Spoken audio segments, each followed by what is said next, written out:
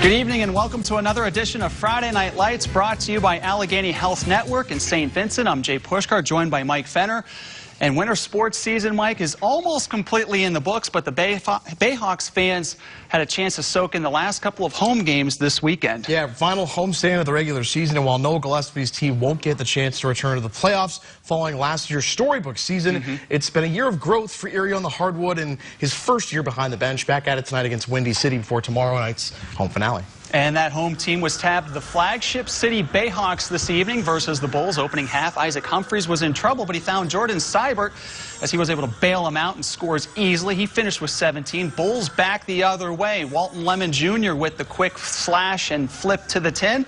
Then it's Lemon on the cradle and another layup for him. Windy City was up 3 early. Lemon finishing with 16 points. Back comes Flagship City. Humphries with the block, able to get that reverse layup in. Bulls counter. Lemon with the quick pass to Jakar Sampson. He goes soft lefty and in.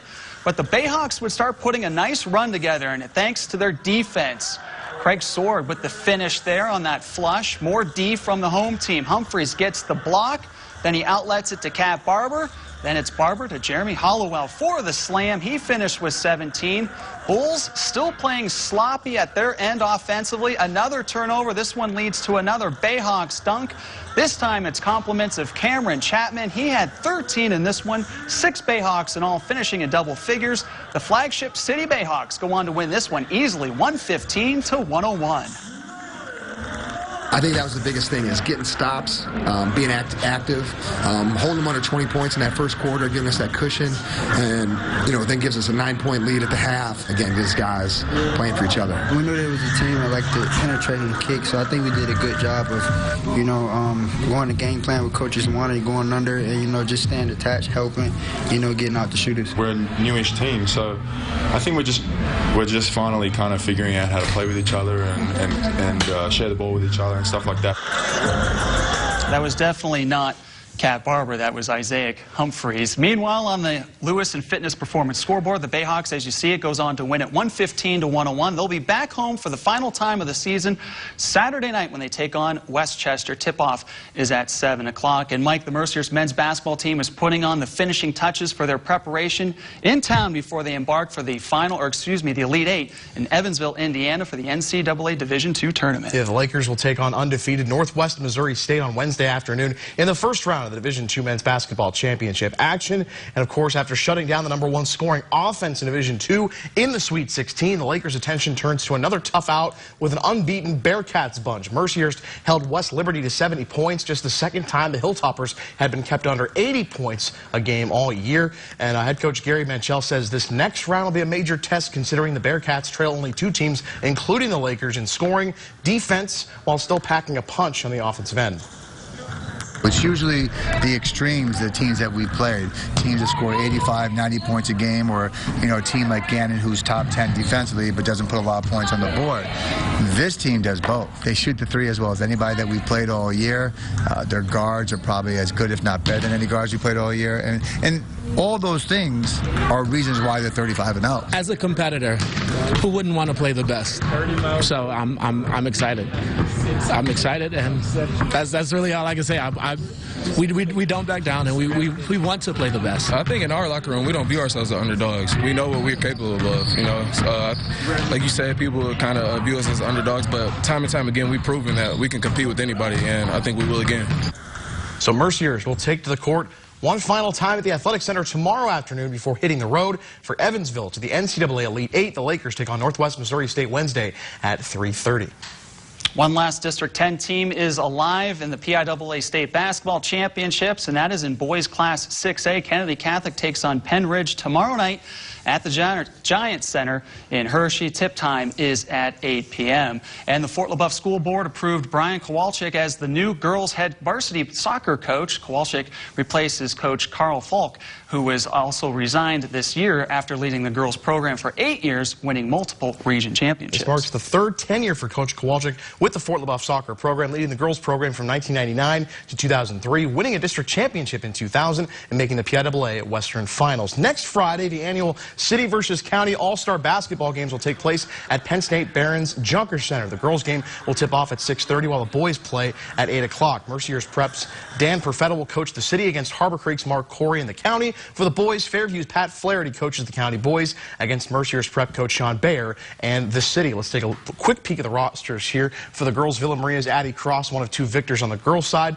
Kayla Facchetti, one of 4 McDowell girls. Erie with 4 players on the City roster as well, and Mercyhurst Prep with 3 making that team as well. Allie Benham and Letitia Baker represent Harbor Creek from the county. General McLean with 3 players, including Sierra Sinetta. And for Seneca, Northeast, Fort LaBeouf, Girard, and Northwestern, all represented on the county as well. Again, that's a 6:30 tip-off at the Junker Center for the boys. They'll go at 8. Let's take a peek at some of those rosters as well. Samad Bailey, Kieran Paisley representing Erie High. 4 players from Mercyhurst Prep, including Griffin Heron. The Ramblers earning 3 spots on the team as well. Joe Kersali, Caden Elwell, Sam Knox, Jack Gallagher, and Jared Cray of McDowell round out the City team. And for the county, 15 total players, including 3 from Fairview, 2 from General McLean, led by Jameson Cook there for the Tigers. Northwestern and Corey each with multiple players on the team as well. Girard, Harbor Creek, Seneca, Iroquois, Northeast, and Fort LaBeouf all represented on the county as well. We'll have so much for you next Friday night.